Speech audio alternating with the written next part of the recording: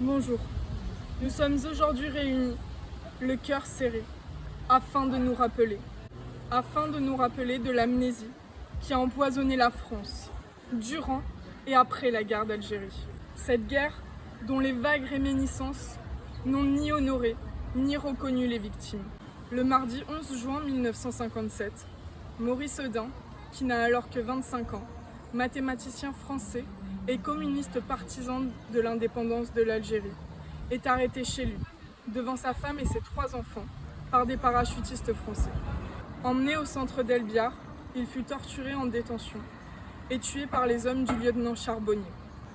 Brillant étudiant, il fut appelé le 1er février 1953 par le professeur Possel qui le mit aussitôt en thèse. Il le mit en contact avec son patron de Paris, le grand mathématicien Laurent Schwartz. En plus de ses activités de chercheur, Maurice Audin, membre du Parti communiste algérien depuis 1951, était omniprésent dans les luttes syndicales et politiques. C'est à travers ces luttes qu'il se forgea sa conscience nationale. Il intégra ainsi la nation algérienne en lutte pour l'indépendance. Monsieur Audin et sa femme faisaient partie de la minorité anticolonialiste des Français d'Algérie. Maurice Audin engagea sa vie dans une voie pleine de courage. Détruire l'ordre colonial sanglant pour construire avec le peuple libéré une société juste, solidaire, fraternelle. Voilà la raison pour laquelle il s'était engagé, tandis qu'une carrière paisible l'attendait. Mais l'assassinat de ce jeune intellectuel, qui s'est battu pour ses croyances contre son propre gouvernement, est bien le symbole par excellence d'une résistance qui ne s'est abattue jusqu'à l'obtention de l'indépendance.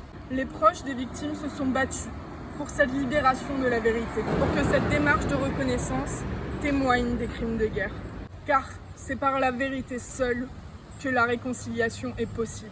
Ce processus de reconnaissance doit permettre une meilleure compréhension de notre passé, pour empêcher toute récidive.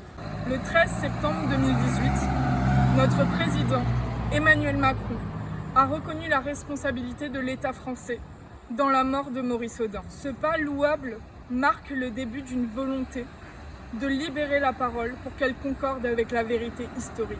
Beaucoup d'entre vous, ainsi que moi, n'avons pas accès à la mémoire directe de ces blessures de notre histoire. Voilà toute la nécessité du passage de mémoire entre les générations. Aujourd'hui, moi, maire de Paris, je me tiens devant vous pour inaugurer la rue Maurice Audin. Par cette plaque, la commune de Paris a voulu honorer la mémoire de Maurice Audin. Jeune esprit brillant, père de 3 enfants, qui a combattu pour ses idées qu'il estimait justes au péril de sa vie.